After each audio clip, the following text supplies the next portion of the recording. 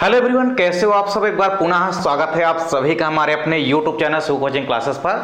और आज की इस वीडियो में हम देखेंगे यहाँ पे इंपॉर्टेंट क्वेश्चन देखेंगे। देखिए यहाँ पे हम लगभग 10 इंपॉर्टेंट क्वेश्चन आपके लिए लेकर के आए हैं। तो सारे के सारे क्वेश्चन आप लोगों के लिए काफी इंपॉर्टेंट हैं और पूरे के पूरे क्वेश्चन जो भी हैं आपके बोर्ड एग्जाम में आने की इन क्वेश्चनों की पूरी संभावना है। तो चलिए वीडियो को स्टार्ट करते हैं। पहला जो हमारा क्वेश्चन है वो ये है कि एक आवृतबीजी पुष्प में उन अंगों के नाम बताना है जहां पर नर व मादा युग्मकोद्भिद का विकास होता है, यानी जहां पर फीमेल गैमेटोफाइट्स और मेल गैमेटोफाइट्स का डेवलपमेंट होता है, उन अंगों का नाम बताना है। तो चलिए सबसे पहले यदि हम बात करते हैं मेल गैमेटोफाइट्स की, तो मेल गैमेटोफाइट्स या जो नर युग्मकोद्भिद होते हैं, किसी भी प्रकार से मेल गैमेटोफाइट्स या आप देखेंगे कि नर युग्मकोद्भिद का जो विकास होता है, नर युग्मकोद्भिद का विकास कहां होता है, तो आपको याद रखना है पुंकेसर के अंदर। कहां होता है? पुंकेसर में देखिए एक संरचना होती है जिसको हम बोलते हैं परागकोश। तो पुंकेसर में जो परागकोश होता है जिसको हम एंथर बोलते हैं, तो एंथर के अंदर ही लघु बीजाणुधानियां होती है जिनके अंदर जिसके अंदर मेल गैमेटोफाइट्स का निर्माण या डेवलपमेंट होता है। और किसके रूप में होता है? तो लघु बीजाणु यानी कि पोलन ग्रेन के रूप में होता है, क्योंकि परागकण ही क्या होते हैं? नर युग्मकोद्भिद की प्रथम कोशिकाएं होती है जो कि विकसित होकर के नर युग्मक का निर्माण करते हैं। तो इस प्रकार से नर युग्मकोद्भिद का जो विकास होता है वो पुंकेसर के कहां होता है? परागकोश में होता है। जबकि यदि हम बात करते हैं फीमेल गैमेटोफाइट्स की, तो फीमेल गैमेटोफाइट्स यानी कि मादा युग्मकोद्भिद का जो विकास होता है वो अंडाशय में बीजांड के अंदर होता है। कहां होता है? बीजांड के अंदर होता है। और किसके रूप में होता है? तो भ्रूणकोश यानी कि एम्ब्रियो साइक के रूप में होता है। तो हमारा पहले क्वेश्चन का आंसर यही है कि जो मेल गैमेटोफाइट्स का डेवलपमेंट या विकास होता है वो कहां होता है? परागकोश के अंदर होता है। और किसके रूप में होता है? तो पोलन ग्रेन के रूप में होता है, यानी कि लघु बीजाणु या माइक्रोस्पोर के रूप में होता है। जबकि यदि हम बात करते हैं किसकी? फीमेल गैमेटोफाइट्स की, तो इसका डेवलपमेंट कहां होता है? अंडाशय के अंदर बीजांड में। कहां होता है? बीजांड के अंदर होता है ये। और बीजांड के अंदर किसके रूप में? तो भ्रूणकोश या एम्ब्रियो सैक के रूप में या मादा युग्मकोद्भिद के रूप में। अगला क्वेश्चन हमारा है आतर्व चक्र क्या है? आतर्व चक्र में इसका जो नियमन होता है वो किन हार्मोन्सों के द्वारा होता है? तो सबसे पहले तो आतर्व चक्र देखिए होता क्या है, तो हर एक फीमेल के अंदर जो कि जैसे ही कोई भी फीमेल पुबर्टी एज में यानी कि यौवनावस्था में पहुंचती है उसके अंदर मेंस्ट्रुअल साइकिल यानी कि मासिक चक्र या रजोधर्म चक्र चलने लगता है। अर्थात हम ये कह सकते हैं कि किसी भी फीमेल के अंदर जो मादा प्राइमेट्स होते हैं, स्पेशली मादा प्राइमेट्स, आपको याद रखना है प्राइमेट्स के अलावा जितने भी नॉन प्राइमेट्स हैं उनमें ये जनन चक्र नहीं पाया जाता। तो केवल और केवल आपको याद रखना है कि जो मेंस्ट्रुअल साइकिल होता है या जो आतर्व चक्र होता है यह केवल और केवल प्राइमेट्स मादाओं के अंदर पाया जाता है। तो प्राइमेट्स मादाओं में पाए जाने वाले एक विशेष प्रकार के जनन चक्र को ही हम क्या कहते हैं? आतर्व चक्र कहते हैं या मासिक चक्र कहते हैं या हम इसे रजोधर्म चक्र कहते हैं। किसी भी स्त्रियों के अंदर यदि हम बात करें रजोधर्म चक्र की, तो यह पुबर्टी एज में यानी कि यौवनावस्था में ही यह प्रक्रिया स्टार्ट हो जाती है। बेसिकली यदि बात करें इस प्रक्रिया की, तो यह प्रक्रिया कितने दिन की होती है? लगभग 28 दिन की होती है। कितने दिन की होती है? 28 दिन की होती है।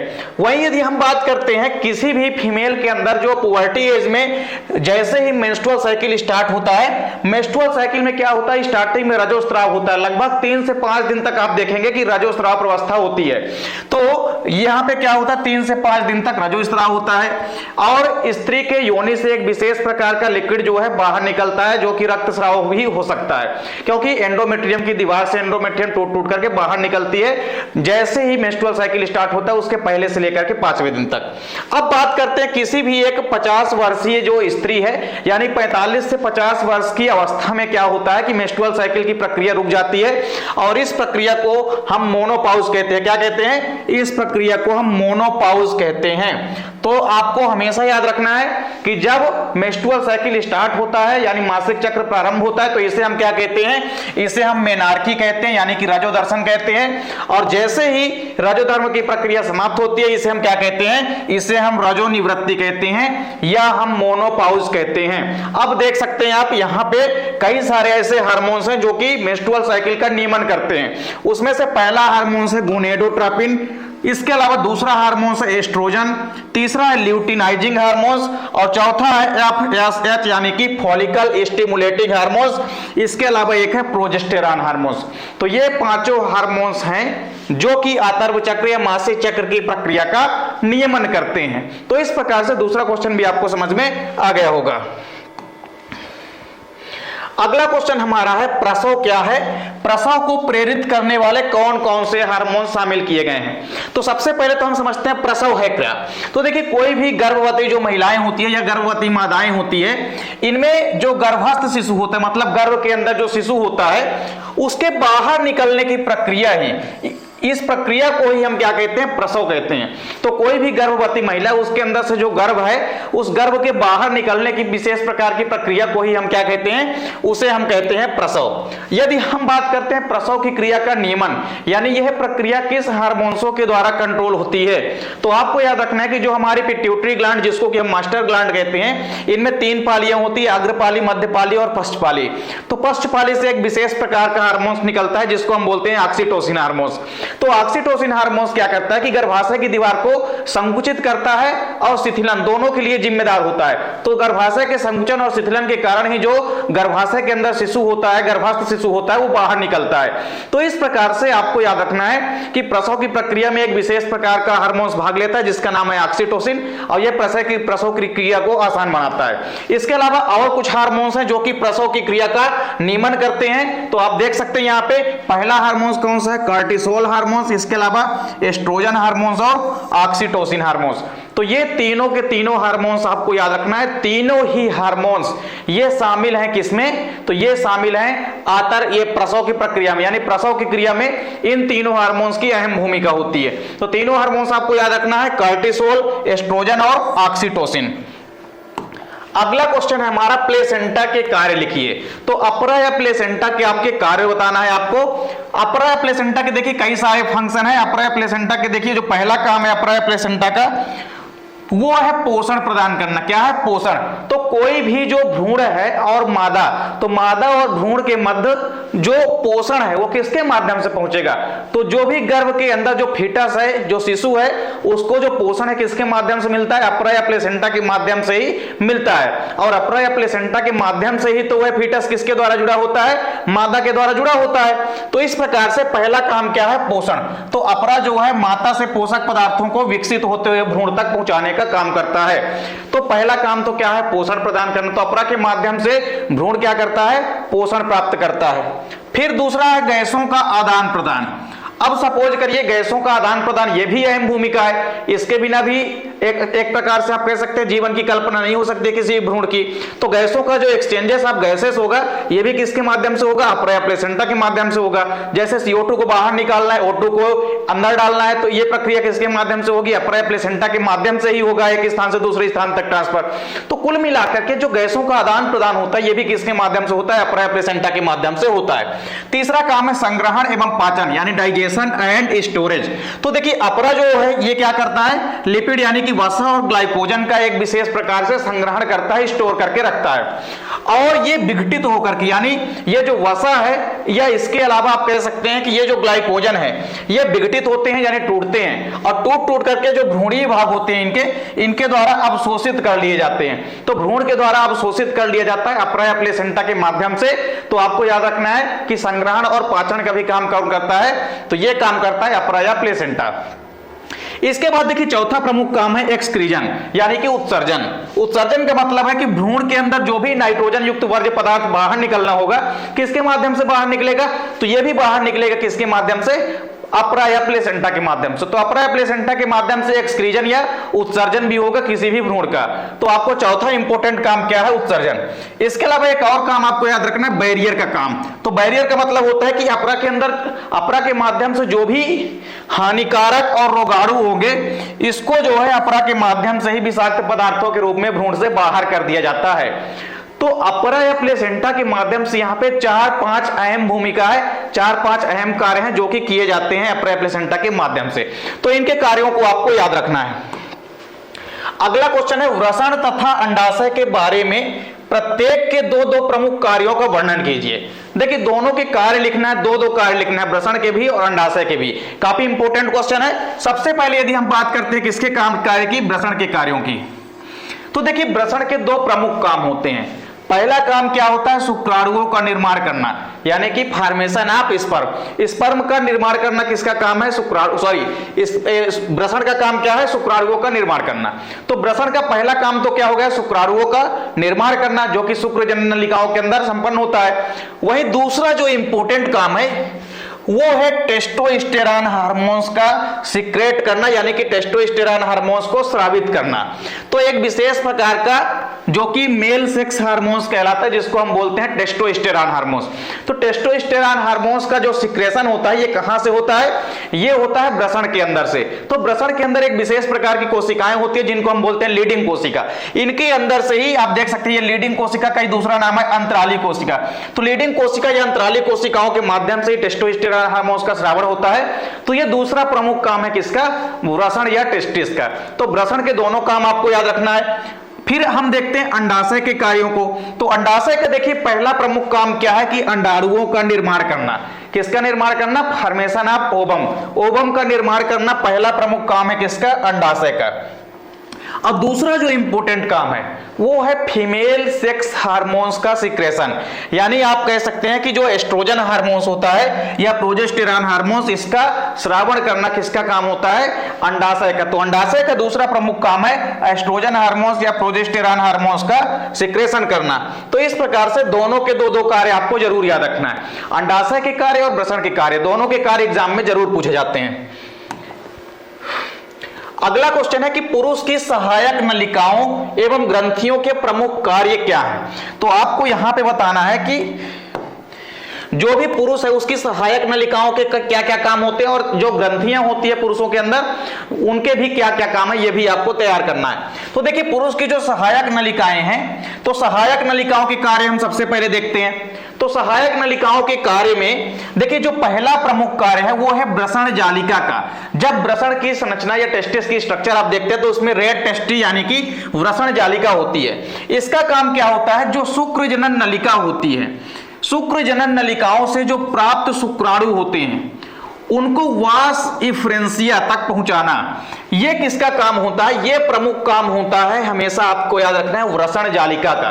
तो वृषण जालिका का प्रमुख काम क्या है, शुक्र जनन नलिकाओं के अंदर जो शुक्राणु बनता है उसको वास इफ्रेंसिया तक पहुंचाना। तो किसका काम है, ये काम होता है वृषण जालिका यानी कि रेड टेस्टी का। दूसरा है देखिए यहां पे वास इफ्रेंसिया। तो वास इफ्रेंसिया का प्रमुख काम क्या होता है, अधिवृषण तक शुक्राणुओं को पहुंचाने का काम। तो देखिए शुक्र जनन नलिकाओं के अंदर जो शुक्राणु बना, तो शुक्राणुओं को वास इफ्रेंसिया तक पहुंचाना किसका काम है, यह काम है रेड टेस्टी यानी कि वृषण जालिका का। जबकि यहां से देखिए अब वासा इफ्रेंसिया से लेकर के अधिवृषण तक पहुंचाने का काम किसका है, वास इफ्रेंसिया का। तो वास इफ्रेंसिया का काम क्या है, शुक्राणु को अधिवृषण तक पहुंचाना। यह प्रक्रिया आपको याद रखना है। फिर इसके बाद देखिए तीसरा है एपिडिडाइमिस यानी कि अधिवृषण। तो अधिवृषण आपको पता है कि अधिवृषण के अंदर क्या होता है, किसी भी स्पर्म का मैचुरेशन होता है यानी कि परिपक्वन होता है। तो अधिवृषण का काम आपको याद रखना है कि शुक्राणुओं को अधिवृषण में संग्रहित किया जाता है, यहां शुक्राणुओं का परिपक्वन होता है। तो शुक्राणुओं का परिपक्वन कहां होता है, अधिवृषण में होता है। फिर एक चौथा वास डिफरेंस हमको बोलते हैं किसको, शुक्रवाहिनी को। तो शुक्रवाहिनियां जो होते हैं इनको हम बोलते हैं वास डिफरेंस। तो वास डिफरेंस का काम देखिए क्या है, शुक्राणुओं का वहन करना तथा मूत्र मार्ग द्वारा बाहर स्थानांतरित करना। तो शुक्रवाहिनियों का काम क्या होता है, वास डिफरेंस का प्रमुख काम क्या होता है कि शुक्राणुओं को स्खलन के समय बाहर निकालना। तो मूत्र मार्ग के द्वारा बाहर निकालना यह प्रमुख काम किसका होता है, यह प्रमुख काम होता है शुक्रवाहिनियों का। तो इस प्रकार से ये पूरे के पूरे सहायक नलिकाओं के कार्य हैं। तो पुरुषों के अंदर 4 प्रकार की मुख्य सहायक नलिकाएं होती है, जिसमें से आप देखेंगे पहला वृषण जालिका है, दूसरा है वास इफ्रेंसिया, तीसरा है अधिवृषण या एपिडिडाइमिस और चौथा क्या है, शुक्रवाहिनियां। तो चारों के कार्य आपको याद रखना है। इसके बाद देखिए ग्रंथियों की बात करते हैं। तो ग्रंथियों में जो इंपॉर्टेंट ग्रंथियां हैं वो 3 ग्रंथियां हैं। पहली इंपॉर्टेंट ग्रंथि कौन सी है, पहली इंपॉर्टेंट ग्रंथि है प्रोस्टेट ग्रंथि, जो कि सिंघाड़े नुमा होती है। प्रोस्टेट ग्रंथि की यदि हम बात करते हैं तो इस ग्रंथि का जो स्राव होता है वो शुक्राणुओं को सक्रिय बनाता है, यानी एक विशेष प्रकार का स्राव होता है प्रोस्टेट ग्रंथि के माध्यम से, जो कि शुक्राणुओं को एक्टिव बनाने का काम करता है या सक्रिय करने का कार्य करता है। एवं आपको याद रखना है कि वीर्य का स्कंदन से रोकता है, मतलब वीर्य को स्कंदन से रोकना। यहां पे आप वीर्य बना लेंगे तो जो वीर्य होता है, वीर्य को स्कंदन से रोकना, यह भी प्रमुख काम किसका होता है? यह भी काम होता है प्रोस्टेट ग्रंथि का। तो प्रोस्टेट ग्रंथि का काम क्या है कि यह एक विशेष प्रकार के सक्रिय द्रव का स्रावण करता है, जो कि स्कंदन से रोकता है। किसको रोकता है स्कंदन से? किसी भी प्रकार से शुक्राणु जो होते हैं, चूंकि वीर्य के अंदर उपस्थित होते हैं, प्रेजेंट होते हैं, तो वीर्य का स्कंदन करने के लिए रोकता है कौन? ये काम है प्रोस्टेट ग्रंथि का। तो प्रोस्टेट ग्रंथि का प्रमुख काम क्या है? वीर्य को स्कंदन से रोकना। फिर इसके बाद देखिए दूसरी जो इंपॉर्टेंट ग्रंथि है वो है वाल्वो यूरेथ्रल ग्रंथि, जिसको कि हम काउपर ग्रंथि के नाम से भी जानते हैं। तो काउपर ग्रंथि या वाल्वो यूरेथ्रल ग्रंथि आप देखेंगे कि इनका जो स्राव होता है वो मादा की योनि को चिकना करके मैथुन क्रिया को आसान बनाता है।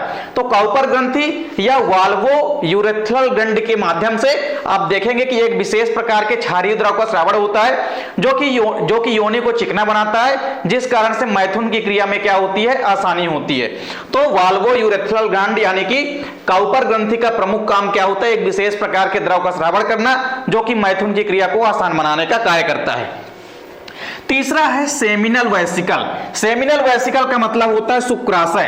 तो शुक्राशय भी एक विशेष प्रकार की ग्रंथि है, और शुक्राशय का काम क्या होता है? देखिए ये भी एक विशेष प्रकार के द्रव का स्राव करता है, जो कि अम्लीयता समाप्त कर शुक्राणुओं को सुरक्षा प्रदान करता है। ये योनि मार्ग में एक विशेष प्रकार के अम्लीय द्रव का स्रावण करता है, जिस कारण से आप देखेंगे कि जिस कारण से शुक्राणुओं की सुरक्षा होती है। किसमें से सुरक्षा होती है? अम्लीयता को समाप्त कर देता है। तो इसका स्राव जो होता है, इसका स्राव योनि मार्ग की अम्लीयता को समाप्त करने का होता है। तो योनि में जो भी अम्लीयता होती है उसको कौन समाप्त कर देता है? यह शुक्राशय के द्वारा एक विशेष प्रकार का द्रव निकलता है, जो कि योनि की अम्लीयता को समाप्त कर देता है और शुक्राणुओं की रक्षा करने का कार्य करता है। तो अगला नंबर देखते हैं, अगला क्वेश्चन हमारा क्या है? अगला क्वेश्चन है कि बी कोशिका एवं टी कोशिका क्या है? तो देखिए जो हमारी WBC होती है, जिसको कि हम वीर सिपाही की तरह कार्य करती है, WBC हमारी, WBC के अंदर देखिए विशेष प्रकार की लिम्फोसाइट कोशिकाएं होती है। 2 प्रकार की होती है, टी लिम्फोसाइट और बी लिम्फोसाइट। तो टी कोशिका और बी कोशिका को हम टी लिम्फोसाइट और बी लिम्फोसाइट कहते हैं। तो देखिए शरीर की जो प्रतिरक्षात्मक तंत्र होती है, इसमें आप देखेंगे कि ये दोनों कोशिकाएं अहम भूमिका निभाती है। शरीर की जो प्रतिरक्षात्मक तंत्र होती है उसकी लिम्फोसाइट जो होती है 2 प्रकार की होती है, यानी लिम्फोसाइट कोशिकाएं जो होती है ये कितने प्रकार की होती है? 2 प्रकार की होती है, जिन्हें हम बी कोशिका एवं टी कोशिका कहते हैं। ये दोनों ही कोशिकाएं देखिए क्या करती हैं कि भ्रूणीय अवस्था में, यकृत में इनका निर्माण होता है। भ्रूणीय अवस्था में जो टी कोशिका एवं बी कोशिका होती है, इसका निर्माण कहां होता है? मेनली लीवर या यकृत में होता है। जबकि वयस्क अवस्था में यदि हम इसकी बात करते हैं तो इसका निर्माण बोन मैरो या अस्थि मज्जा में होता है। इसके अलावा आप इन दोनों के कार्यों को भी जरूर ध्यान में रखेंगे, क्योंकि इनका कार्य ही स्पेशली आपके एग्जाम में पूछा जाता है। तो इन दोनों का कार्य इंपॉर्टेंट आपको याद रखना है। देखिए ये दोनों ही कोशिकाएं क्या करती है कि परिपक्व होने के बाद शरीर के रुधिर एवं लसिका के साथ परिसंचरित होती रहती है। जब ये दोनों कोशिकाएं परिपक्व या मैच्योर हो जाती हैं, टी कोशिका एवं बी कोशिका, तो ये रुधिर के साथ जाकर के मिल जाती हैं या कि लसिका के साथ जाकर के मिल जाती हैं और फिर एक स्थान से दूसरे स्थान तक परिसंचरित होती रहती हैं। और टी कोशिका जो होती है, टी कोशिका का प्रमुख काम होता है प्रतिरक्षा तंत्र का निर्माण करना, तथा जो बी कोशिका होती है इसका काम होता है प्रतिरक्षियों का निर्माण करना, यानी कि एंटीबॉडी का निर्माण करना। तो एंटीबॉडी के निर्माण में कौन भाग लेगी? बी कोशिका। और टी कोशिकाओं का काम क्या होता है? प्रतिरक्षा तंत्र को मजबूती प्रदान करना। तो हमारे शरीर के अंदर जो इम्यून सिस्टम है, तो इम्यून सिस्टम या प्रतिरक्षा तंत्र या प्रतिरोधकता जो शरीर के अंदर विकसित होती है, इसको डेवलप करना ही किसका प्रमुख काम है? टी कोशिकाओं का और बी कोशिका का। तो बी कोशिका विशेष प्रकार के एंटीबॉडी का निर्माण करती है, जो कि एंटीजनों को समाप्त करने का काम करते हैं। इसके बाद देखिए अगला क्वेश्चन है पोषण स्तर क्या है समझाइए। ये भी काफी इंपॉर्टेंट क्वेश्चन है, पोषण स्तर। तो देखिए पारिस्थितिक तंत्र में जो पोषण स्तर होता है इसको हम बोलते हैं ट्रॉफिक लेवल।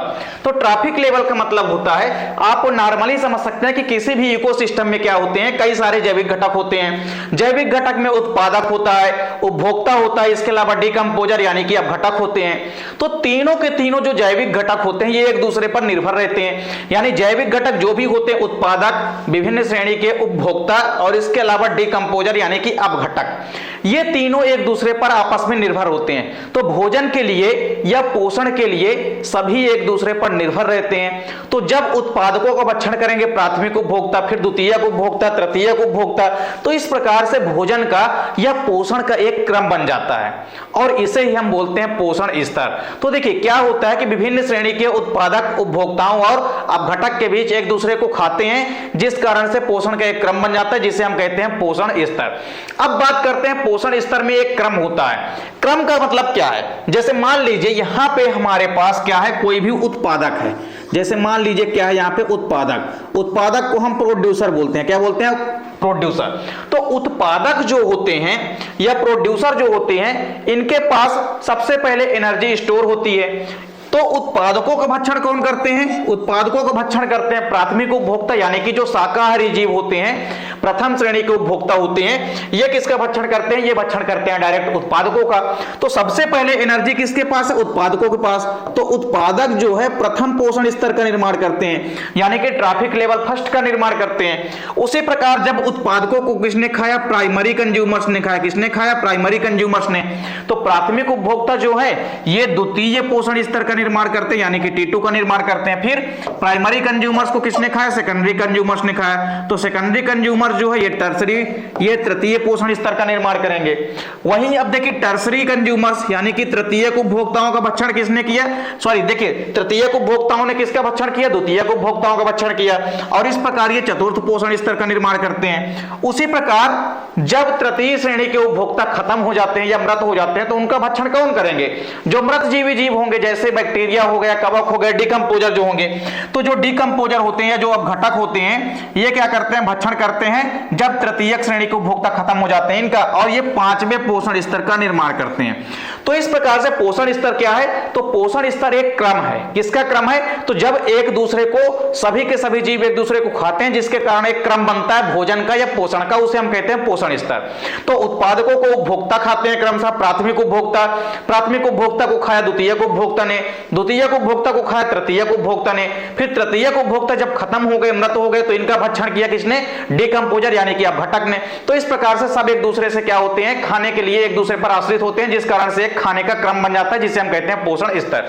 तो उत्पादक जो है प्रथम पोषण स्तर का निर्माण करता है। फिर उत्पादक को किसने खाया? प्राइमरी कंज्यूमर्स ने। तो प्राइमरी कंज्यूमर्स ने द्वितीय पोषण स्तर का निर्माण किया। फिर प्राथमिक उपभोक्ता को किसने खाया? सेकेंडरी कंज्यूमर्स ने, यानी कि द्वितीय उपभोक्ता ने। तो इसने तृतीय पोषण स्तर का निर्माण कर दिया। फिर सेकेंडरी कंज्यूमर्स का भक्षण किसने किया? टर्सरी कंज्यूमर्स ने। तो टर्सरी कंज्यूमर्स यहाँ पे चतुर्थ पोषण स्तर का निर्माण कर देते हैं। फिर टर्सरी कंज्यूमर्स जब खत्म हो जाते हैं तो इनका भक्षण कौन करते हैं? डिकम्पोजर यानी कि अपघटक।